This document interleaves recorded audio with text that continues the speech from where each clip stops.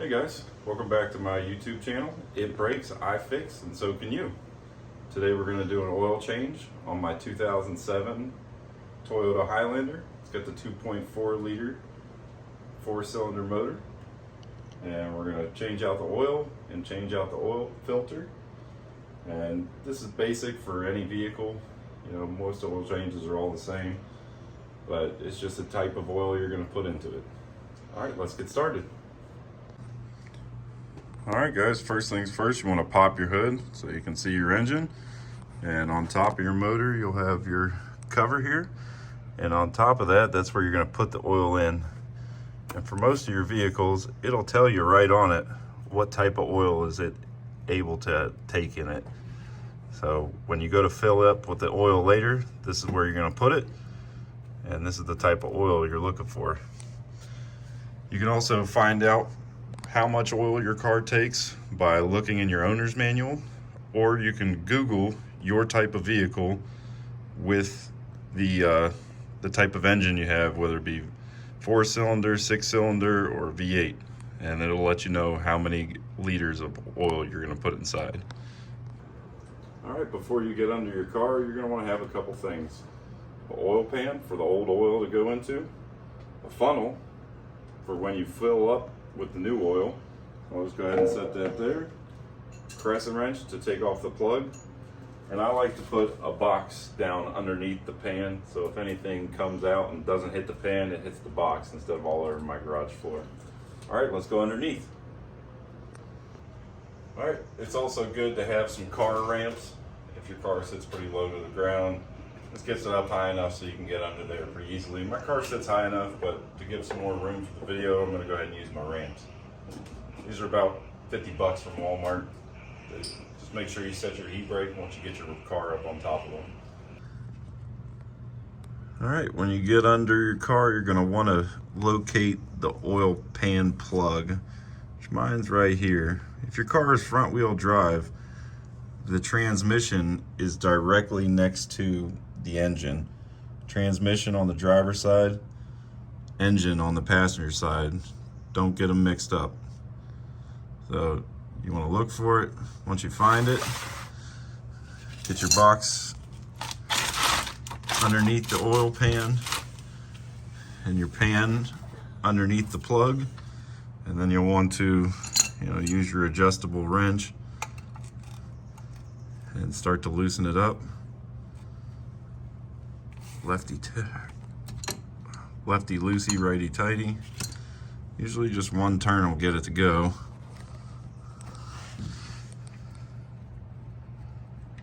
And then just use your hand. You just gotta be quick with it. So you don't get oil on your hand. Yeah. All right. So you're always going to have a little bit of oil get on your hand when you're undoing the plug. So now you just let it completely drain, and then after that we'll come back in a second and get the oil filter off. All right, once you've got your oil completely drained out, you want to locate your oil filter. And mine is right there. And you'll want to, righty-tighty, lefty-loosey, drop it down out of there. Try to keep it level as you bring it out because it is filled with oil. Just be aware.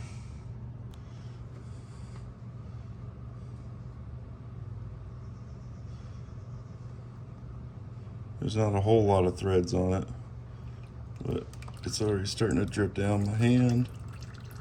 Yeah, it's starting to come out the oil plug too. So if you don't like oil on your hands, you might not want to do this job. Or get yourself some gloves. And there it is, guys. So I'll go back to letting these drain. I'm going to take this oil filter and set it on a paper towel, and I'll come back in a sec. All right, after you get the old oil filter out, you'll want to take your new one and prime it. And all that means is you're going to put some oil inside of it.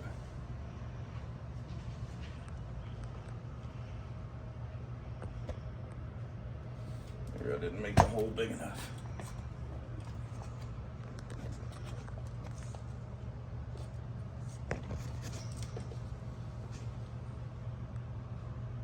Alright, once you got it primed with oil, you're just going to hand tighten it back up there so you can't screw it anymore. Don't do it too tight. You just want to tighten up so it's not going to leak. Otherwise, the next time you're going to have a heck of a time getting it off. Alright, I've got the new oil filter installed. And there's where the plug was. So, it's still dripping a little bit. That's fine. I'm just going to clean up any oil spots that I could see on there. Paper towel, and then I'm gonna reinstall the plug.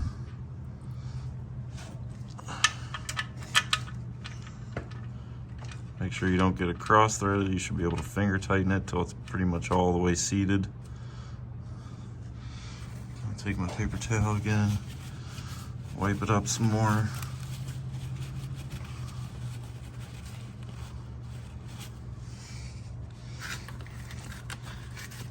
Crescent wrench back on it.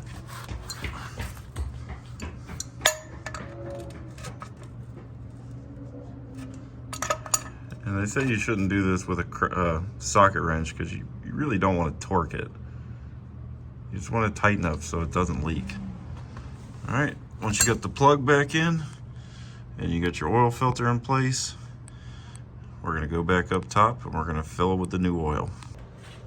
Alright, so whatever oil you decide to go with, they mainly come in quarts or a 5-quart jug is what I have here. Now my engine takes 4 quarts, which you can find that on Google for your engine. So on the side it has quarts on one side and liters on the other. So what I'm going to do is fill it up until the oil's down here at 1. Once it's down here at 1, it's full.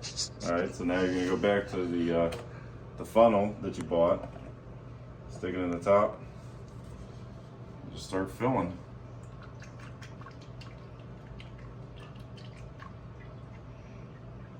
Fill that boy.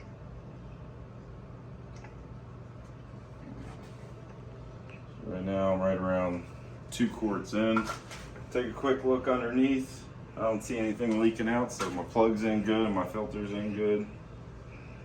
Keep filling.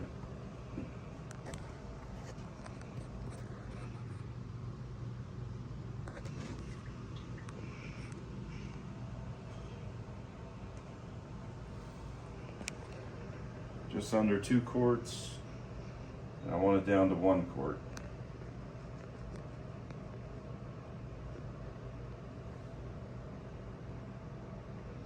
Just a little bit more.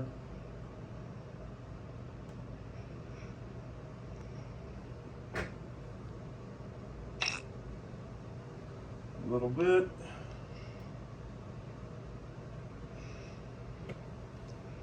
Alrighty. Alright, now my oil is down here at 1 quart, so it's full. Okay. Grab my paper towel. Got a little bit on this exhaust manifold cover. Make sure you have to wipe the exhaust after you do that. Yeah. Just gonna tap my funnel in there just a little bit. Good idea to get all the oil out of it, so when you get it again, it's not all sticky. Shove paper towel on the end of it so it doesn't leak out of there, and set it over side. Replace the cap.